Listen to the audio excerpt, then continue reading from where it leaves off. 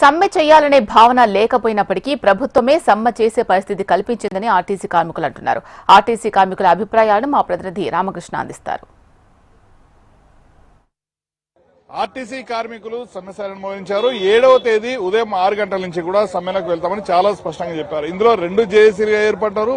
వాళ్ళకి కొంచెం విడిపోవడం జరిగింది. అసలు ప్రధాన డిమాండ్ ఏంటి, అసలు ప్రభుత్వం నుంచి ఏమైనా కాల్ వచ్చిందా, అలాగే 2 జేఏలకు సంబంధించిన విషయాలు ఏంటి, ఈ వివరాలన్నింటినీ కూడా అడిగి తెలుసుకునే ప్రయత్నం చేద్దాం. అన్న, ఏంది ఇప్పటికే మీరు సమ్మెలోకి సిద్దమయ్యారు. ప్రభుత్వం నుంచి ఇప్పటి వరకు కూడా ఎలాంటి సమ్మె మీకు ఆహ్వానం రాలేదు.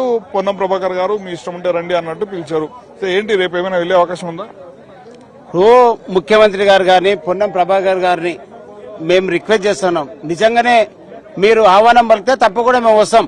కానీ మా సమస్యలు ఏవైతున్నాయో అవి పరిష్కారం చేయాలని ఈ రోజు మా పరిగి ఎమ్మెల్యే రామ్మోహన్ రెడ్డి గారు మాట్లాడడం జరిగింది. కాన్ఫరెన్స్ లో కూడా ట్రాన్స్పోర్ట్ మినిస్టర్ తోటి నాకు ఫోన్ లో కూడా మాట్లాడించడం జరిగినది. మీరు వచ్చేసి మాట్లాడి కొన్ని సమస్యలు పరిష్కరించాలంటే అధికారికంగా మీరు మాకు పిలిస్తే మేము తప్పకుండా వస్తామని తెలియజేయడం జరిగినది. అదేవిధంగా రవాణా శాఖ మంత్రి కూడా మాకు చెప్పారు, ఏమని, మీరు కవాతు చేసిరు కదా, ఆ కవాతు క్లోజ్ చేసుకుని మీరు విత్డ్రా చేసుకుని ఇక్కడికి వస్తే మేము మాట్లాడతామని చెప్పారు. కానీ మేము రవాణా శాఖ మంత్రి గారు క్లియర్ గా చెప్పినాం, జేఏసీ అనేది ఒక నిర్ణయాత్మకంగా ముందుకెళ్తుంది. మా సమస్యలు ఏవైతున్నాయో అవి పరిష్కరించేంత వరకు మేము మాట్లాడడానికి రాదు. మేము సమ్మె చేయాలని మాకు లేదు. కానీ మీరు సమ్మె చేసే పరిస్థితులు మీరు తెచ్చేస్తే తప్పకుండా మేము సమ్మె చేస్తామని కూడా చెప్పడం జరిగినది. ఈ రోజు గౌరవ రవాణా శాఖ మంత్రి గారికి మరి ముఖ్యమంత్రి గారికి విజ్ఞప్తి చేస్తా ఉన్నాం. మీరు 2018 మేనిఫెస్టోలో మరి ఉత్తమ్ కుమార్ రెడ్డి గారు పెట్టారు. 2023లో మీరు రేవంత్ రెడ్డి గారు మీ యొక్క మేనిఫెస్టోలో పెట్టారు. 2 సార్లు మాకు మేనిఫెస్టోలో పెట్టారు, ప్రభుత్వంలో విలీనం చేస్తామని, యూనియన్లు ఇస్తామని, మరి అదేవిధంగా మాకు సమస్యలన్నీ పరిష్కరిస్తామని, కొత్త బస్సులు కొంటామని, రకరకాలైనటువంటి ఏవైతే మీరు మేనిఫెస్టోలో పెట్టారో అవన్నీ పరిష్కరించాలని ముఖ్యమంత్రి గారికి తెలియజేశాం.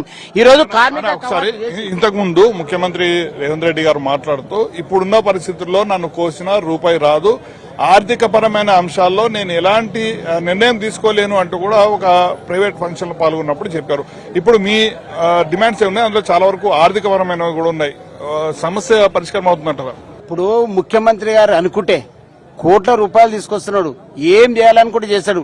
10 నిమిషాలు ముఖ్యమంత్రి గారు ఆర్టీసీ మీద నిర్ణయం తీసుకోవాలి, మనసు పెట్టి పనిచేస్తే తప్పకుండా మా సమస్యలు పరిష్కారం అవుతాయి. ఈ రోజు మేము అడుగుతా ఉన్నాం, ఇప్పుడు గ్యాస్ మహిళలకు ఇచ్చిండు ఫ్రీగా, వాళ్ళకు కూడా 500కే ఇస్తున్నాడు. అదే కాకుండా మరి మహిళలకు అందరికీ ఉచితంగా బస్సు ఫ్రీ ఇస్తా ఉన్నారు. మరి కరెంటు బిల్లు 200 యూనిట్ల వరకు ఫ్రీ ఇస్తా ఉన్నారు. మరి రైతు బంధు ఇస్తున్నారు, రుణమాఫీ ఇస్తా ఉన్నారు. ఈ విధంగా ఇన్ని సంక్షేమ పథకాలు, మహాలక్ష్మి స్కీమ్ లో కూడా డబ్బులు ఇస్తా ఉన్నారు. ఈ విధంగా ముఖ్యమంత్రి గారు అనుకుంటే ఏదైనా చేస్తారు. ఇప్పుడు పైసలు లేదు అనేది ఎందుకంటున్నారంటే చూద్దాం అనేటువంటిది పరిస్థితులు మాట్లాడుతున్నారు. కానీ నిజంగా కూడా మేము ఈ యొక్క ప్రభుత్వం రావాలి, రేవంత్ రెడ్డి గారు ప్రభుత్వం కావాలని డిపో తిరిగి మేము ప్రచారం చేశాం. మరి ప్రచారం చేసి మరి గెలిపించుకున్నాం. మేము ఆశించిన పని ఏదైతే మా యొక్క గవర్నమెంట్ వచ్చింది, మేము అనుకున్నాం ముఖ్యమంత్రి అయిండు, మా యొక్క సమస్యలు తీరిపోతాయి అనుకున్నాం. అప్పుడు కేసీఆర్ పీరియడ్ లో మరి రోజుకు అనేక ఇబ్బందులు పడ్డాం. మరి ఆ పరిస్థితులను మేము అనేక విధంగా మరి ఆ యొక్క ప్రభుత్వం పోనీకి పోరాటం చేసినాం. మరి ఈ రోజు రేవంత్ రెడ్డి గారు వచ్చినాక మరి వాళ్ళలేగా మాట్లాడితే మరి ఎట్లా ఉంటది? ముఖ్యమంత్రి గారు రిక్వెస్ట్ చేస్తా ఉన్నాం, మీరు అనుకుంటే ఈ యొక్క సమస్య ఒక్క క్షణం పాట అయిపోతుంది. ఇప్పుడు ఏదైతే ఈ రోజు అశ్వత్థామరెడ్డి మరి ఎవడు పిలవకున్నా మేము పోతామని పోయిండు. సిగ్గు శరం ఉండాలి అశ్వత్థామరెడ్డి అని పేరు చెప్పారు కాబట్టి ఒక విషయం ఏంటంటే కార్మికుల్లో కూడా చాలా కన్ఫ్యూజన్ ఉంది. అశ్వత్థామరెడ్డి ఏమో అసలు మేము సమ్మెలోకి వెళ్ళట్లేదు అంటూ కూడా చెప్పడం జరిగింది. కానీ మీ యూనియన్లు ఏమో ఖచ్చితంగా సమ్మెలోకి వెళ్తామంటూ కూడా చెప్తున్నారు. ఏంటి అసలు దీనిపైన క్లారిటీ ఏంటి? అశ్వత్థామరెడ్డి ఏదైతే 7 సంఘాల జేఏసీలు కలిసి స్ట్రైక్ నోటీస్ ఇచ్చిండ్రో, అసలు అశ్వత్థామరెడ్డి ఈరోజు పోవడానికి అశ్వత్థామరెడ్డి స్ట్రైక్ నోటీసు లేదు, అశ్వత్థామరెడ్డి యూనియన్ కార్మికుడు కాదు, అసలు అశ్వత్థామరెడ్డి ఆయన ఆర్టీసీకి సంబంధమే లేదు. ఆయన గత 4 సంవత్సరాల కిందనే యూనియన్ కు రాజీనామా చేసి ఏఆర్రెడ్డి నాకు హైండ్వరీ చేసి హైండింగ్ ఓవర్, టేకింగ్ ఓవర్, సీసెస్ డబ్బులు కానీ ప్రతిదీ యూనియన్ పరంగా అన్ని హైండ్వరీ చేసిండ్రు. కోర్టు నుంచి కూడా క్లియర్ కట్ గా థామస్ రెడ్డి పేరు మీద యూనియన్ వచ్చింది. అశ్వత్థామరెడ్డికి అసలు దీంట్లో ఎలాంటి సంబంధం లేదు. ఇంకొకటి, ట్రాన్స్పోర్ట్ మినిస్టర్ కూడా ఎవరో ముక్కునైనా వచ్చి నేను వస్తున్నానని చెప్పి అనగానే మాట్లాడి అది చేయడం చాలా పెద్ద తప్పు. ఒకవేళ ట్రాన్స్పోర్ట్ మినిస్టర్ నిజంగానే ఉంటే ఈ 7 సంఘాలు జేఏసీని పిలిచి మాట్లాడాలి. అసలు ఎవరో ఒక ఆయన వచ్చి నేను ఆర్టీసీలో రిటైర్మెంట్ అయిన ఒక 10 సంవత్సరాలు ఆయన పిలుచుకపోయి ఇప్పుడు వచ్చి నేను ఈ రోజు కార్మికుల సమస్యలు ఒక 2 నెలలు 3 నెలలు వాయిదేసుకోమంటే ఆయనతో పోయిన వాళ్ళ దాంట్లో అందరు రిటైర్మెంట్ అయిన కార్మికులే. అసలు ఆయన ఉన్నాయన ఒక్కైనా లేడల్లా దాన్ని పట్టుకొని అసలు సమ్మెకు ఆయనకు సంబంధమే లేదు.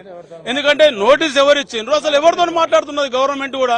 అసలు గవర్నమెంట్ కూడా మేము నిన్నటిదాకా ఇంకా ఆశతో ఉన్నాం, ఈ రోజు కూడా ఉన్నాం. ముఖ్యమంత్రి గారు కానీ ట్రాన్స్పోర్ట్ మినిస్టర్ కానీ ఇంకా అవకాశం ఉంది, ఎందుకంటే రేపటిదాకా అవకాశం ఉంది. దయచేసి పిలవాలా, ఒకవేళ పిలకుంటే మాత్రం సమ్మె తథ్యం. ఇక ఏదైతే ఇప్పుడు కన్ఫ్యూజన్ అంటున్నారో మీరందరినీ, మీడియా మిత్రులందరికీ విజ్ఞప్తి చేసేది ఏంటంటే అశ్వత్థామారెడ్డికి తెలంగాణ మజ్దూర్ యూనియన్ కు ఎలాంటి సంబంధం లేదు. ఎందుకంటే మేము గతంలోనే కోర్టులో ఇచ్చినాము, పేపర్లు ఇచ్చినాము, ఆయన రాజీనామా చేసింది ఇచ్చినాము. సిసిఎస్ లో నా పేరు మీద, ఎందుకంటే ఐండింగ్ అవర్ టేకింగ్ అవర్ అనేది క్లియర్ ఇచ్చినాం కనుక యూనియన్ కు ఆయనకి ఎలాంటి సంబంధం లేదు. కార్మిక సోదర సోదరిమణులందరూ కూడా దయచేసి ఈ రోజు ఆయన అందరికి ఫోన్లు చేసి చెప్తున్నాడు కనుక మీరెవ్వరు కూడా నమ్మవద్దు. మనం 7 తారీఖు నుంచి 7వ తారీఖు 3:30 నుంచి మనం అందరం స్ట్రైక్లకు వెళ్లాలని చెప్పి విజ్ఞప్తి చేస్తున్నాం. మొత్తానికైతే ఆర్టీసీ కార్మికులైతే పూర్తి స్థాయిలో సమ్మెలోకి వెళ్లడానికి సిద్ధమయ్యారు. 7వ తేదీ ఉదయం 6 గంటల నుంచి కూడా పూర్తి స్థాయిలో ఆర్టీసీ కార్మికులంతా కూడా సమ్మెలోకి వెళ్లబోతున్నారు. సో ఇది ఓవరాల్ గా సమ్మెకు సంబంధించిన అప్డేట్. Over to studio.